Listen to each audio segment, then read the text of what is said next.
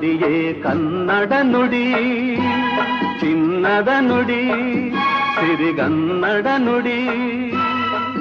ನಾವಿರುವ ತಾಣವೇ ಗಂಧದ ಗುಡಿ, ಅಂದದ ಗುಡಿ, ಚಂದದ ಗುಡಿ. ನಾವಾಡುವ ನುಡಿಯೇ ಕನ್ನಡ ನುಡಿ, ನಾವಿರುವ ತಾಣವೇ ಗಂಧದ ಗುಡಿ, ಅಂದದ ಗುಡಿ, ಗಂಧದ ಗುಡಿ.